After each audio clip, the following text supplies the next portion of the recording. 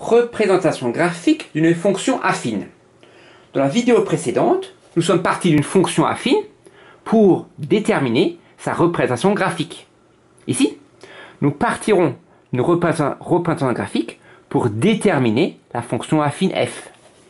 Une fonction affine est de la forme f de x est égal à ax plus b. Déterminer une telle fonction affine, c'est calculer les coefficients a et b.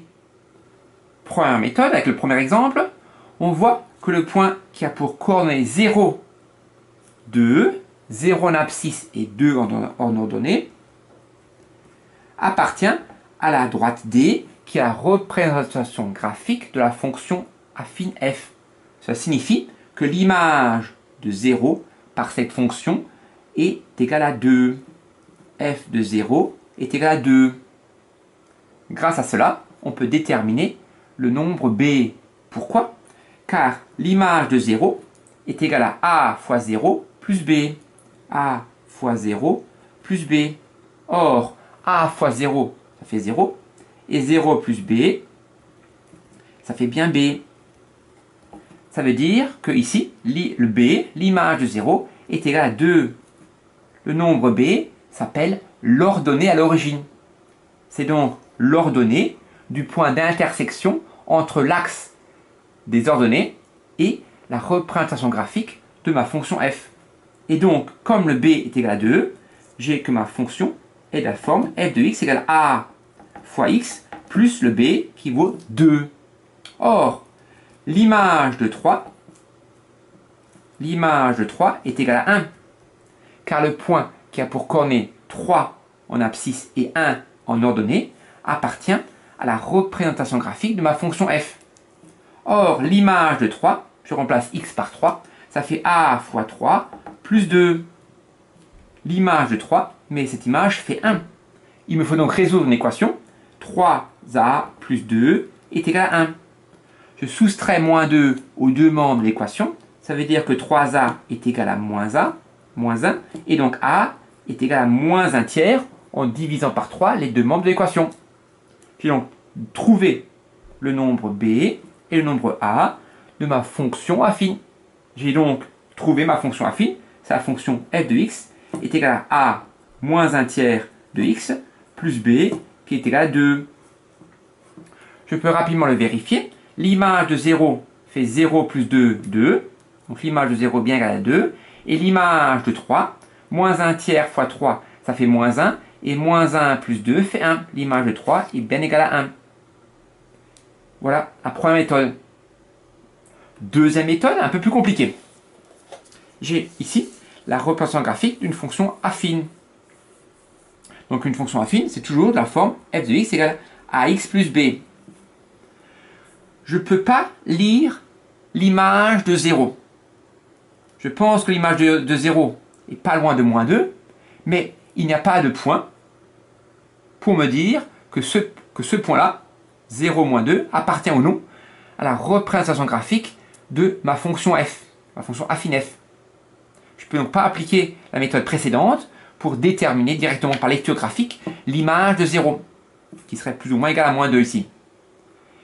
Je ne peux pas non plus faire d'équation, parce que j'aboutirai à deux équations avec deux inconnus. Inconnu A et inconnu B. Et on n'a pas encore appris à résoudre de telles équations. Donc, pour pouvoir le lire graphiquement, j'ai besoin de faire une remarque.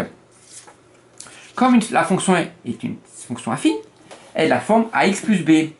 Alors, l'image de x plus 1, je vais calculer x plus 1. L'image de x plus 1, ça fait a x plus 1 plus b.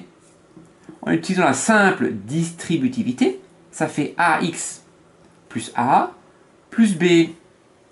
Donc, je remarque que f de x plus 1 moins f de x est égal à f de x plus 1, c'est-à-dire ax plus a plus b, moins f de x, moins f de x qui est égal à ax plus b. Attention de ne pas oublier les parenthèses. Comme j'ai un moins dans la parenthèse, je change tous les signes. Ça fait ax plus a plus b, moins ax, moins b. ax moins ax s'élimine, plus b moins b s'élimine. Donc la remarque qu'il faut d'abord faire avant de pouvoir lire les choses sur le graphique, c'est que f de x plus 1 moins f de x est égal à a. Cela signifie que si je pars d'un point A pour abscisse x, que j'avance de 1,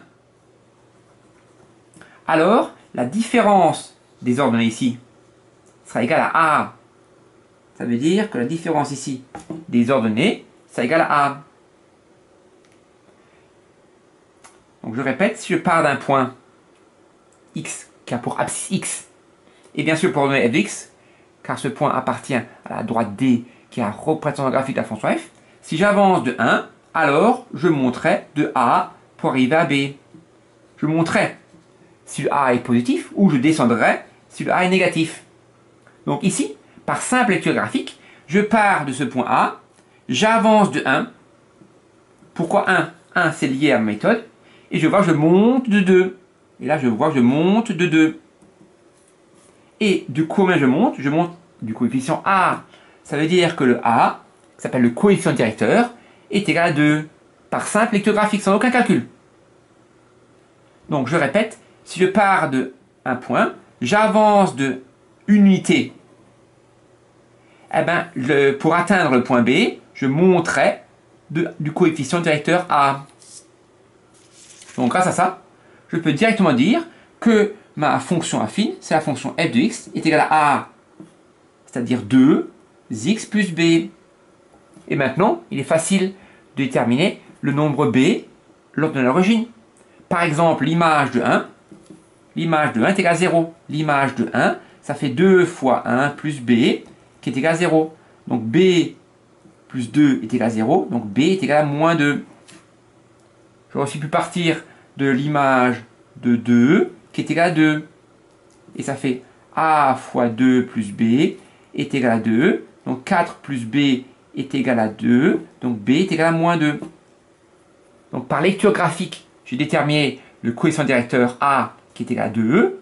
Et par les calculs, j'ai trouvé l'ordonnée à l'origine qui est égal à moins 2. Donc ma fonction, c'est la fonction f de x, est égale à x plus b, 2x moins 2.